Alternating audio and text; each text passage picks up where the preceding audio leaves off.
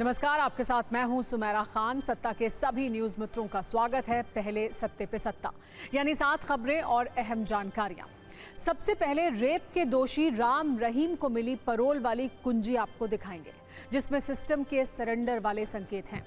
नए वर्ष में राम रहीम को एक बार फिर 40 दिन की पैरोल मिल गई है। इस पर उठे सवाल और सियासी सवाल देखिएगा। फिर डोनाल्ड ट्रंप की झूठ की सत्ता की पोल खोलेंगे। ट्रंप का दावा है कि भारत ने उन्हें खुश करने के लिए रूस से तेल आयात कम कर दिया है। ट्रंप के मुताबिक भारत को टैरिफ बढ़ाने का डर है, लेकिन आंकड़ों वाली कुंजी से ट्रंप के झूठ की मरम्मत की जाएगी। सियासत से जुड़ा एक अपडेट। दिल्ली में आज पीएम मोदी से उत्तर प्रदेश के सीएम योगी आदित्यनाथ ने मुलाकात की। पीएम आवास पर दोनों नेताओं के बीच करीब 45 मिनट की चर्चा हुई। खबर है कि योगी आदित्यनाथ गृह मंत्री अमित शाह और बीजेपी कार्यकारी अध्यक्ष नितिन नबीन से भी मिल सकते हैं। एक बड़ी खबर सुप्रीम कोर्ट से, जहां दिल्ली दंगा के मामले में उमर खालिद और शर्जील इमाम को जमानत नहीं मिली। कोर्ट ने कहा कि ये देश की सुरक्षा का सवाल है, जिसका ध्यान रखना जरूरी है। हालांकि 5 अन्य लोगों को शर्तों के साथ जमानत दे दी गई। सोमनाथ मंदिर पर हमले के 1000 साल पूरे होने पर पीएम ने एक लेख लिखा। उन्होंने लिखा, सोमनाथ स्वाभिमान और साहस की गाथा है। 11 जनवरी को पीएम मोदी सोमनाथ जाएंगे। बता दें कि महमूद गजनवी ने जनवरी 1026 में सोमनाथ पर आक्रमण कर उसे ध्वस्त कर दिया था। क्रिकेट के मैदान से बड़ी खबर। बांग्लादेश ने आईपीएल का प्रसारण बैन कर दिया है। अब बांग्लादेश में आईपीएल के मैच नहीं देखे जाएंगे। ये फैसला क्रिकेटर मुस्तफिजुर रहमान को आईपीएल से बाहर करने के बाद लिया गया है। T20 वर्ल्ड कप के लिए भी बांग्लादेश भारत में अपनी टीम नहीं भेजेगा। और आज अमेरिका के उपराष्ट्रपति जेडी वैंस के घर पर हमला हुआ है। ओहायो राज्य के सिंसिनाटी में बने उनके घर पर पत्थर फेंके गए, जिससे उनके घर की खिड़कियां टूटी हैं। पुलिस ने एक संदिग्ध को हिरासत में लिया है। जिस समय यह घटना हुई, उस वक्त जेडी वैंस और उनका परिवार घर पर मौजूद नहीं था। सत्ता में आज हम आपको खबरों के कुछ अलग अलग रंग दिखाएंगे। एक है ट्रंप की धमकी का रंग, जो नए साल पर जेब में कब्जे वाला रेजोल्यूशन कार्ड लेकर घूम रहे हैं। फिर पाकिस्तान का रंग, जो असदुद्दीन ओवैसी की जुबानी फायरिंग से उड़ा हुआ है। लेकिन पहले बात उस बेशर्म रंग की, जो हत्या और रेप के दोषी पर चढ़ा है, जिसे देखकर लगता है कि उसके सामने सिस्टम, नियम और कायदों ने भी सरेंडर कर दिया है। नाम है गुरमीत राम रहीम। ये वो रेपिस्ट राम रहीम है, जिसके लिए मानो सिस्टम अब एक फुटबॉल बनकर रह गया है। तभी तो वो सिस्टम के नियम कायदों पर अपने पावर की फ्री किक लगा रहा है। एक बार फिर डेरा सच्चा सौदा के प्रमुख राम रहीम पर पैरोल वाली कृपा बरसी है। और इस तरह रेप और हत्या के लिए राम रहीम को जो सजा मिली है, वो एक मजाक बनकर रह गई है। इसीलिए सवाल तो बनता है, बलात्कारी राम रहीम के सिर पर आखिर किसका सरकारी आशीर्वाद है? और सवाल ये भी है, और हो सकता है कि सब कुछ नियमों के तहत हो, लेकिन राम रहीम की जगह कोई और कैदी होता तो क्या उसे भी पैरोल और फरलो वाला आशीर्वाद इसी तरह से मिलता? चिंताजनक खबर यह है कि राम रहीम एक बार फिर 40 दिन की पैरोल पर जेल से बाहर आ गया है। आज करीब 11:30 बजे वो पूरे लाव लश्कर के साथ सोनारिया जेल से निकला और सिरसा डेरे के लिए रवाना हुआ। इसीलिए आज हम आपको रेपिस्ट राम रहीम की मौज वाला कैलेंडर दिखाते हैं। जिस शख्स को रेप और हत्या के लिए आजीवन जेल की सजा मिली है, उसने कैसे इस सजा से ज्यादा की सजा सिर्फ छुट्टियों में उड़ा दी है। राम रहीम 2017 से जेल में बंद है। पहली बार उसे छुट्टी 2021 में मिली और इसके बाद उसके पैर जेल में कभी टिके ही नहीं। 2020 में राम रहीम 2 दिन के लिए जेल से बाहर आया। 2022 में 91 दिनों तक राम रहीम ने पैरोल और फरलो का सुख उठाया। 2023 में एक बार फिर 91 दिन तक राम रहीम पर आजादी वाली कृपा बरसती रही। 2024 में पैरोल और फरलो वाला ये नंबर 92 दिन हो जाता है। इसके बाद 2025 में भी उसने 111 दिन तक पैरोल और फरलो वाले डिस्काउंट के कूपन को रिचार्ज किया। और अब एक बार फिर तमाम सबूतों और गवाहों के मद्देनजर राम रहीम को बाइज्जत पैरोल दे दी गई है। वो भी तब जब नियम कहता है हर कैदी को कानून के तहत 1 साल में 70 दिनों की पैरोल और 21 दिनों की फरलो लेने का अधिकार होता है, यानी 91 दिन। फिर भी राम रहीम इससे कहीं ज्यादा दिनों तक जेल से बाहर रहा है। हालांकि राम रहीम के प्रवक्ता ये कह रहे हैं कि सब नियमों के तहत हो रहा है।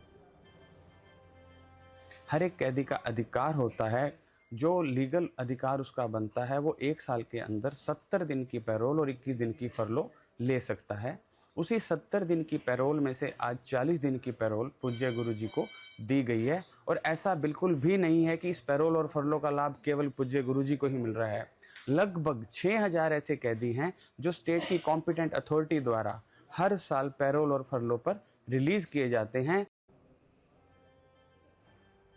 राम रहीम को 15वीं बार जेल से छुट्टी मिली है, इसीलिए आज ये समझना बहुत जरूरी है कि राम रहीम को बार बार जो पैरोल मिलती है उसे लेकर नियम क्या है। यहाँ पे आप कन्विक्टेड हो और आपका जो टाइम पीरियड है, जो सेंटेंस आपको मिली हुई है, उसका अगर आपको जैसे 6 साल के बाद आपकी मोस्टली बनती है इसकी ग्राउंड्स जो पैरोल के हैं, तो आपको वहाँ पे गुड कंडक्ट है आपका, आपने अच्छा जेल में बिहेवियर दिखाया है, अपना कॉन्ट्रीब्यूशंस आपकी जेल की तरफ से अच्छी हैं, तो उसको देखते हुए जब आपकी पैरोल एप्लीकेशंस आप फाइल करते हो तो वो देख के आपको वो दिया जाता है। पर इसका भी वहाँ पे पैरोल के टाइम पे आप पे सुपरविजन रहती है कि आप कैसा बिहेव कर रहे हो। इसका जो ऑब्जेक्ट है पैरोल का यही है कि आफ्टर जब आपका सेंटेंस कंप्लीट हो जाता है तो वो सोसाइटी में रिहैबिलिटेट कराने के लिए कि वो जो कन्विक्ट अंदर बैठा हुआ है उसको सोसाइटी में कैसे हम रिहैबिलिटेट करा दें, क्या उसका कंडक्ट है लोगों के साथ। अगर उसका फिर दोबारा से वो कंडक्ट तो उसको नोट करा जाता है और जेल मैनुअल्स के अकॉर्डिंगली उसके आगे उसमें रिपोर्ट दी जाती है उसमें।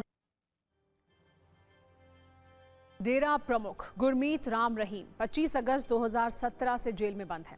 उसे सीबीआई कोर्ट ने 2 साध्वियों के यौन शोषण के मामले में 20 साल की सजा सुनाई थी। इसके अलावा उसे पत्रकार रामचंद्र छत्रपति की हत्या के मामले में भी आजीवन जेल की सजा हुई है। राम रहीम पर बरसने वाली कृपा का एक विशेष एंगल भी है।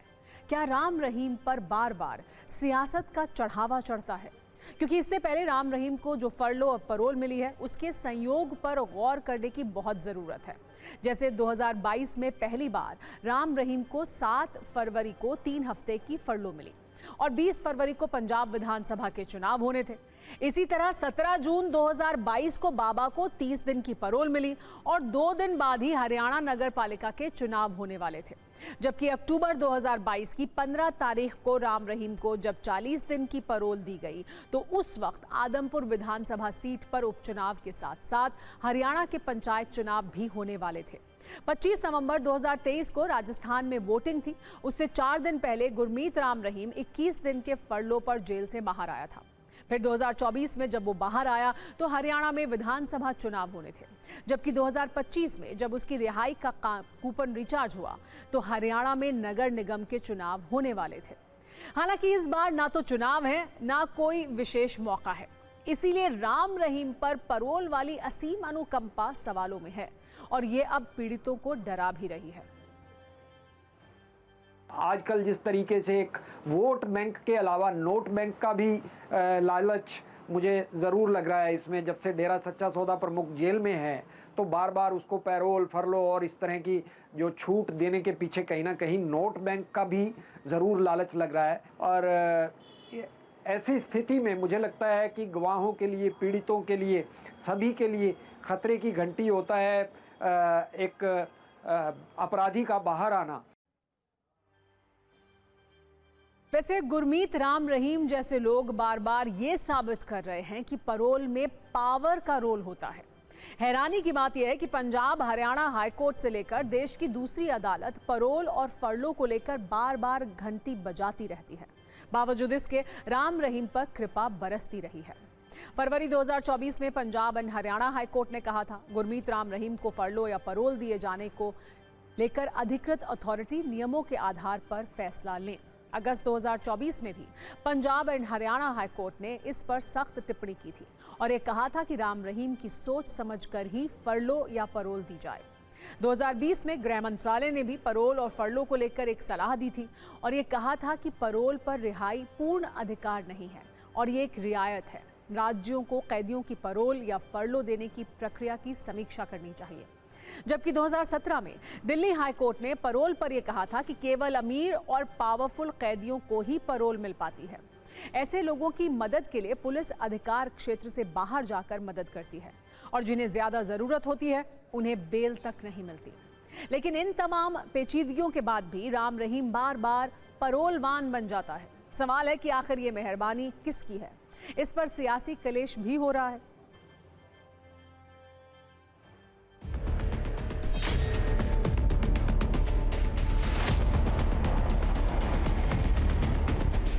राम रहीम को लेके बहुत बड़ा बवाल है, आपने लगातार बोला है, थैंक लेकिन यू। 90 मेरे दिन ख्याल सवाल नहीं रहा, वो माननीय कोर्ट का काम है। Thank you. पैरोल जो है वो उनको कोई क्लीन चिट मिली है क्या?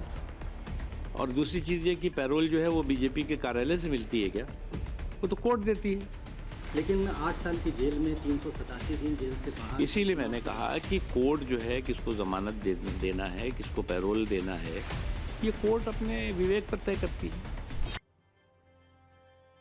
इस खबर के नजरिया 9 पर गौर कीजिए। कहते हैं कानून सबके लिए बराबर है, ये भेदभाव नहीं करता, लेकिन राम रहीम जैसे लोग इस व्याख्या को गलत साबित करते हैं।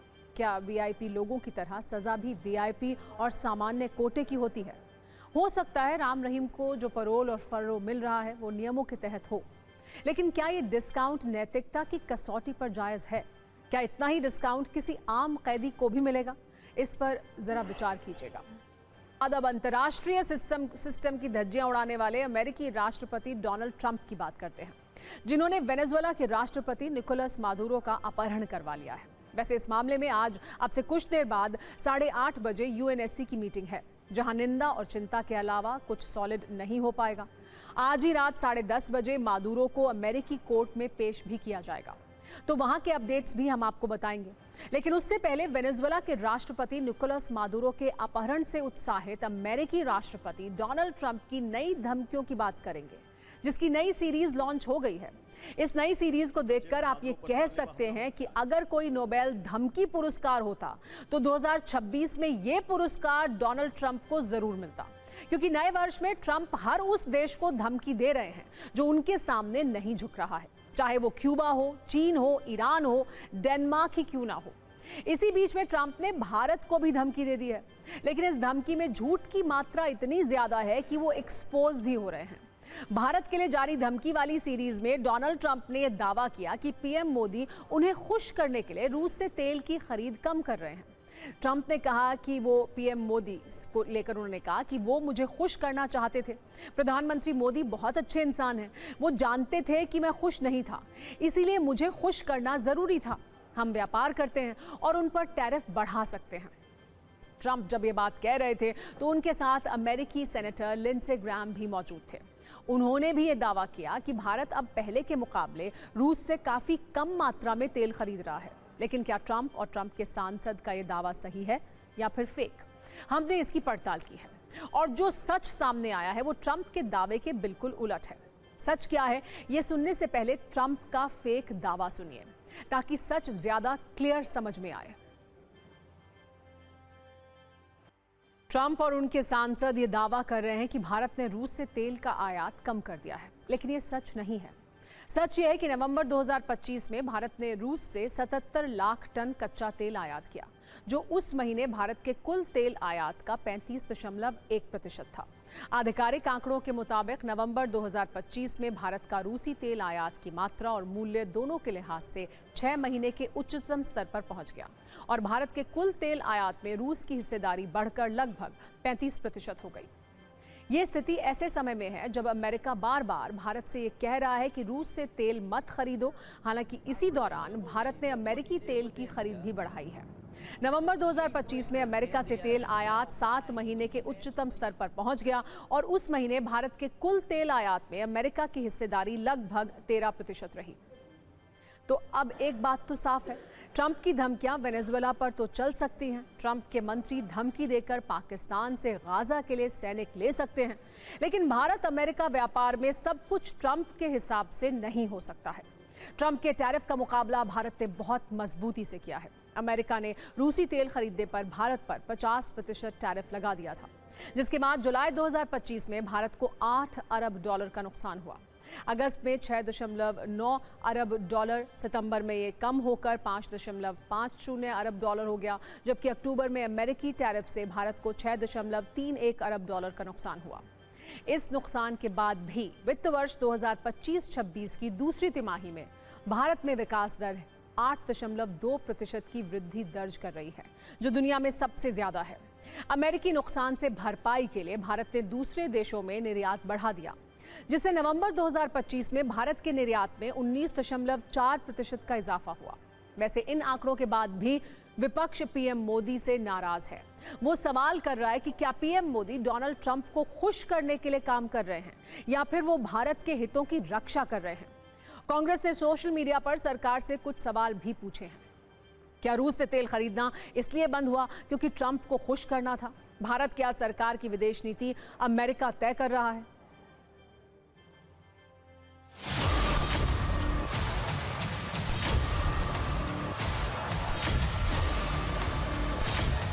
भारत झुकने वाला नहीं है, लेकिन मोदी जी उनके सामने क्यों अपना नाक घिसट रहे मुझे मालूम नहीं। ये बहुत बड़ा देश को नुकसान है।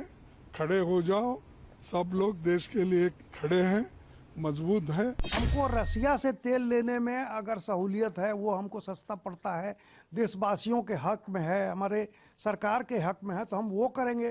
ट्रंप को खुश करने के लिए, और वो कोई भगवान नहीं है कि उनको खुश करने के लिए हम पूरे देश को जो है सो एकदम ताखे पर रखते, देश का इंटरेस्ट, और उनको खुश करते रहें, ऐसा नहीं है। डोनाल्ड ट्रंप जी ने अमेरिका को सेफगार्ड करने के लिए, अपने वेस्टर्न हेमिस्फीयर को सेफगार्ड करने के लिए उन्होंने वेनेजुएला पे काम किया, जो चिंताजनक स्थिति है। वैसे ही हम यहाँ पे किसी का सैंक्शन ऑयल नहीं है, किसी तरीके की पाबंदी नहीं है। अगर वो खरीद रहे हैं हमारे देश की एनर्जी सिक्योरिटी के लिए, तो उससे किसी को आपत्ति नहीं होनी चाहिए। दूसरे देशों पे जो आपके साथ व्यापारिक संबंध ना हो या जिनके संबंध आपसे बेहतर नहीं रहे, उन पे आप टैरिफ पे टैरिफ बढ़ाते जाएं, तो निश्चित रूप से जो देश दुनिया के दूसरे मुल्क हैं भारत के साथ साथ, उनको अमेरिका के इन फैसलों पे एकजुट होकर उसका विरोध करना चाहिए। मुंबई में बीएमसी के चुनाव हैं। ओवैसी ने इस चुनाव में ट्रंप के वेनेजुएला अपहरण कांड के बहाने मुंबई हमले के गुनाहगार को भारत लाने की चुनौती दी है। बीजेपी को ओवैसी की टाइमिंग समझ आ रही है और वो इसका जवाब भी दे रही है। एक बार सुनिए ओवैसी के बयान पर क्या प्रतिक्रिया आई है। वेनेजुएला में ट्रंप ने अपनी फौज को भिजाकर वहां के एक जमहूरी तौर पर मुंतखब शुदा सदर को एक मुल्क से, उसी के मुल्क से उठाकर अमेरिका लेकर चले गए।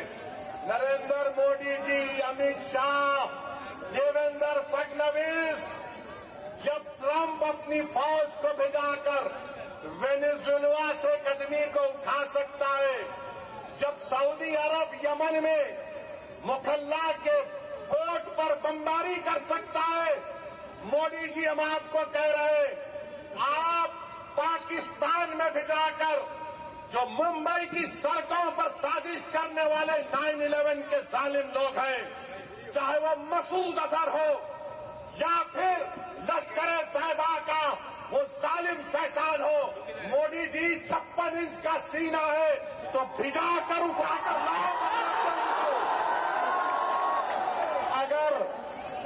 अगर ट्रंप कर सकता है तो क्या आप कम है? जब ट्रंप कर सकता है तो आपको भी करना पड़ेगा। ऑल इंडिया मजलिस-ए-इत्तेहादुल मुस्लिमीन यानी AIMIM के चीफ असदुद्दीन ओवैसी ने वेनेजुएला के बहाने सरकार पर नुकीला हमला किया है। ओवैसी ने कहा है कि अगर अमेरिका वेनेजुएला में घुसकर वहां के राष्ट्रपति को गिरफ्तार कर सकता है, तो मोदी सरकार को भी पाकिस्तान में घुसकर 26/11 मुंबई हमले के मास्टरमाइंड को गिरफ्तार करके लाना चाहिए।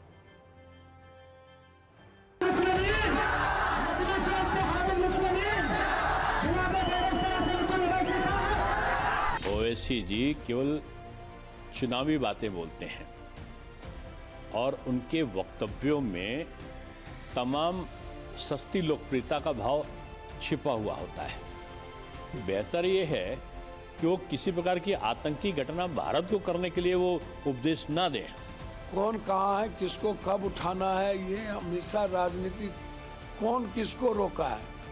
अमेरिका की सरकार ही उग्रवादियों से भरा हुआ है, आतंकवादियों से भरा हुआ है। तो गलत है तो कभी भी ला सकते थे इनको। तो 12-13 साल अब हो गया प्रधानमंत्री बने हुए, तो कौन कह रहा है किसको ना लाओ, जाओ उठा के ले आओ सबको। ओवैसी साहब तो पूरी दुनिया के अंदर ऑपरेशन सिंदूर के प्रोपेगेट करने के लिए गए थे, तो क्या उस वक्त आतंकवादी नहीं मरे थे? तो अगर आतंकवादी नहीं मरे थे तो ऑपरेशन सिंदूर का क्या मतलब था? अरे भारत ने तो किया ना, ओवैसी जी कहाँ सो रहे थे, घर में घुस के ठोका है, गोली का जवाब गोले से दिया है। पर ओवैसी जी और उनके साथ वाली पार्टियों ने सर्जिकल स्ट्राइक के सबूत मांगे थे। ओवैसी जी और उनके साथ वाली पार्टियां संसद में खड़े होकर ये पूछती है कितने फाइटर हवाई जहाज भारत के गिरे, उनको शर्म नहीं आई? आदरणीय ओवैसी साहब उन्मादी हैं। उन्माद के बदौलत राजनयिक संबंध नहीं कायम होता है। इस देश की परंपरा रही है, इस परंपरा से अलग हट करके अपनी मान्यता देना। भारत छेड़ता नहीं है, लेकिन भारत को कोई छेड़ता है तो उसको छोड़ता नहीं है। अगली खबर दिल्ली से है, जहां आज विधानसभा का शीतकालीन सत्र शुरू हुआ और पहले दिन काफी हंगामा हुआ। पूर्व सीएम आतिशी की अगुवाई में आम आदमी पार्टी के विधायकों ने प्रदूषण के मुद्दे पर प्रदर्शन किया। खासकर जब उपराज्यपाल का संबोधन चल रहा था तो विरोध और हंगामा इतना तेज हुआ कि आप विधायक कुलदीप कुमार को सदन से बाहर किया गया। इस पर आम आदमी पार्टी के सभी विधायकों ने विरोध जताते हुए सदन से वॉकआउट किया। पूर्व मुख्यमंत्री आतिशी का आरोप है कि दिल्ली गैस चेंबर बन चुकी है, बच्चे और बुजुर्ग बीमार पड़ रहे हैं, लेकिन बीजेपी की 4 इंजन की सरकार समाधान देने की बजाय AQI के आंकड़े मैनिपुलेट करने में लगी है।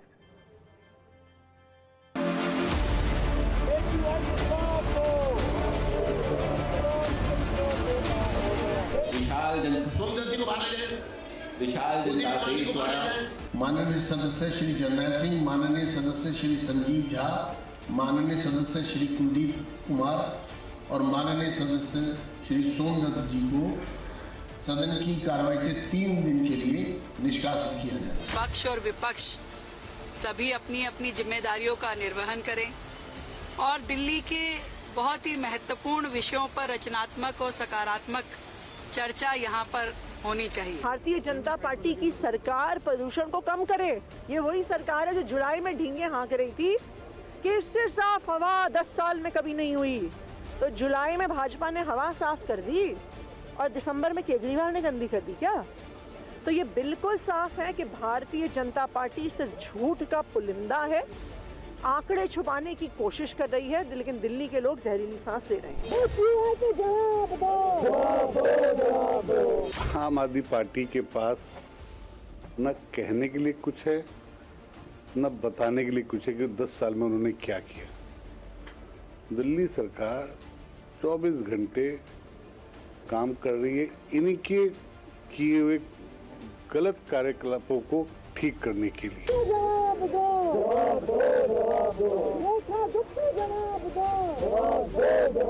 ये 2-2 लाख रुपए का मास्क एक खरीद के लाए हैं। ये अपनी सेहत की इनको इतनी चिंता है, 2-2 लाख का एक मास्क लेके आ रहे हैं। पहली बात है 50-60 लाख रुपए कहाँ से है मास्क के लिए? और तुम्हें खुद की सेहत की इतनी चिंता है और दिल्ली को 11 साल तक तुम बर्बाद करके उनको बीमारियां देके चले गए, उनको पोल्यूशन देके चले गए। सत्ता में अब उत्तर प्रदेश के संभल चलते हैं, जहां अवैध निर्माण और बिजली चोरी दोनों को लेकर सरकारी एक्शन हो रहा है। 2 अवैध मस्जिदों और एक मदरसे पर बुलडोजर एक्शन के बाद बिजली चोरी के खिलाफ कार्रवाई शुरू हुई। देर रात ही जिला प्रशासन, बिजली विभाग और पुलिस की कई टीमें बिजली चोरी पकड़ने निकली। खास बात यह रही कि संभल के डीएम और एसपी खुद इस पूरे अभियान को लीड कर रहे थे। 5 घंटे चले अभियान में 500 से ज्यादा घरों की जांच की गई। सुबह सुबह घरों की कुंडियां खटकाई गईं। कई घरों में डीएम एसपी ने अंदर जाकर जांच की। जांच टीम कई घरों की छत पर बाहर से सीढ़ी लगाकर चढ़ गई। ये पूरा एक्शन संभल के राय सत्ती और सराय तरीन इलाके में हुआ, जिनमें एडीएम, एएसपी, एसडीएम, सीओ समेत कई वरिष्ठ अधिकारी शामिल रहे। 8 थानों की पुलिस, पीएसी और आरपीएफ को तैनात किया गया। ड्रोन कैमरे से घरों की छतों और संदिग्ध जगहों की निगरानी की गई। इस जांच के दौरान बिजली चोरी के 91 मामले पकड़े गए। एक घर के अंदर तो मिनी पावर हाउस भी मिला, जहां से दूसरे घरों को बिजली सप्लाई की जा रही थी।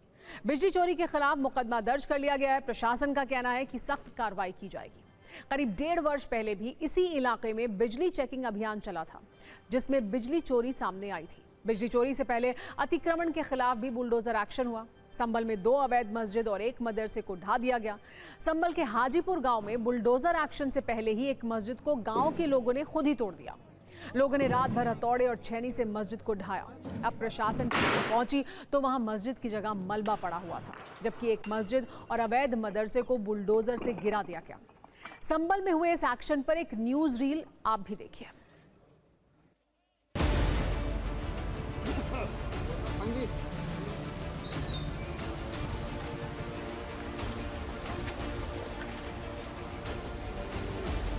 कुल 81 प्रकरण चोरी के पाए गए, जिसमें विद्युत अधिनियम की धारा 135 के अंतर्गत कार्रवाई की जाएगी और यह अभियान निरंतर चलेगा। आज यहाँ रायसती में, सरायतरीन में अभियान चला है और एक मझोला गांव में भी अभियान चला है।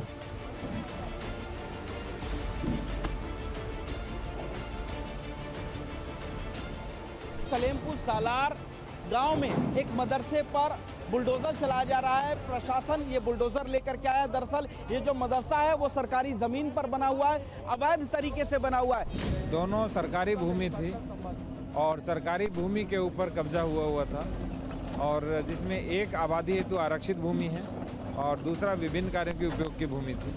इसमें लगभग 20-25 वर्ष पहले कब्जा किया गया था और उस कब्जे को हमारे द्वारा आज ध्वस्त कराया गया। सरकार की एक क्लियर कट मंशा है कि कोई भी ज़मीन जो चाहे सरकारी हो या फिर किसी गरीब व्यक्ति की हो, अगर उस पर किसी व्यक्ति ने कब्जा किया है तो उसको प्रॉपर प्रोसीजर तुरंत उसको हटवाया जाए। जो जगह मुक्त कराई है उस जगह पे कई बेसहारा गरीब लोग हैं जिन लोगों के पास ना घर है रहने को, ना ज़मीन है, उन लोगों को ज़मीन भी आवंटित की गई है। और सत्ता में अब बात करते हैं अमेरिकी राष्ट्रपति डोनाल्ड ट्रंप की। जब तक उन्हें नोबेल शांति पुरस्कार मिलने की उम्मीद थी, वो पूरी दुनिया में शांति दूत बनकर घूम रहे थे। दावा कर रहे थे कि दुनिया में कोई युद्ध नहीं होने देंगे। इस शांति दूत वाले मास्क को पहनकर उन्होंने न जाने कितनी बार झूठ बोला, लेकिन अब शांति दूत वाला मास्क हट चुका है और ट्रंप का असली विस्तारवादी चेहरा दुनिया के सामने आ चुका है। वो अब अपने असली रंग में लौट आए हैं। जो ट्रंप 1 जनवरी को विश्व शांति का रेजोल्यूशन ले रहे थे, उन्होंने 48 घंटे बाद ही अपना विस्तारवादी ऑपरेशन शुरू कर दिया।